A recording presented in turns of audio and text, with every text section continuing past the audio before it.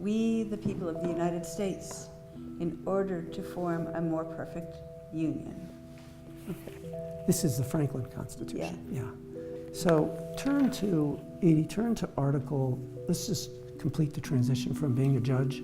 Turn to Article 3, Okay. which is a judicial clause. The And it says, judicial power of the United States shall be vested in one Supreme Court and in such inferior courts as the Congress may from time to time ordain and establish. Okay, so that sentence, this, quote, inferior court, that's one of the courts that I serve on. So the Constitution created a Supreme Court, but it vested Congress with the authority to create such, quote, inferior courts as it shall from time to time believe it needs. My father, Howard Tatel, was a physicist who had come to Washington to work at Johns Hopkins Applied Physics Laboratory on the war effort. He involved me as a little boy and then as a teenager very much in his work. So as a result of this, you know, my whole plan was to be a scientist. That's what I was planning to do. And when I graduated from high school, I went off to the University of Michigan with plans to be a scientist or an engineer, and then along came the 60s.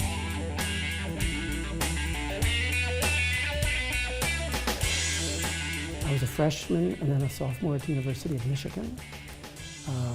There's an enormous amount of growing turmoil and controversy in the country, particularly surrounding the civil rights struggles.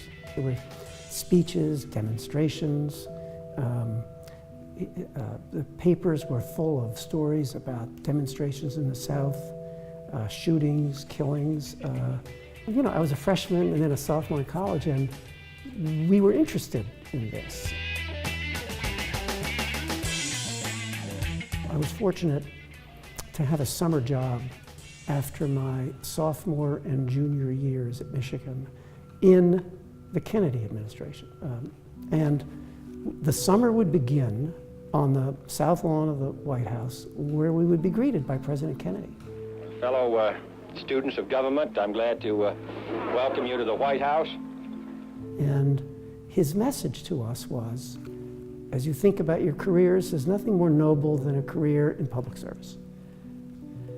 I was involved in this at the same time we were gripped with the events in Mississippi and Alabama. They were on the front pages every day. It was something that seemed far more important at that point in my life than science. In 1994, I was appointed by President Clinton to fill the vacancy on the DC Circuit that was created when he appointed now Justice Ginsburg to the Supreme Court.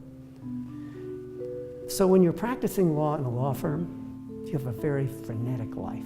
I traveled, the phone would ring all the time. I had lots of meetings. You go to a court, all that stops. I mean, I remember I'd been there for days before my phone even rang. I love it because it's a wonderfully contemplative life. Okay, so go to Article 1, Section 9.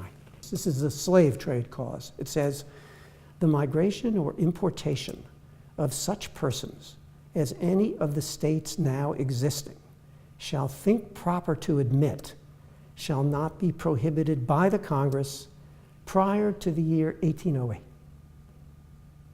The southern states were not about to give up their slaves. They would not join the Constitution if there was any threat to slavery.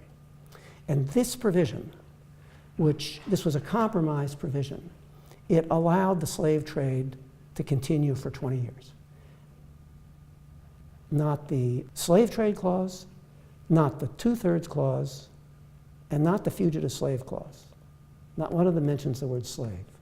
They all mention persons. Now, there's a reason for that.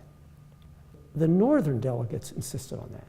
First of all, they didn't want the concept of slavery expressly incorporated in the Constitution because they thought that in the long run, they would, over a period of time, be able to argue that they should, in fact, be persons and not slaves. This is what judges do. We're looking at the text of the Constitution to try to understand what these provisions mean and how they fit together. It's basic textual interpretation of our basic document, the Constitution of the United States. This is one of the most extraordinary documents, I think, in human history.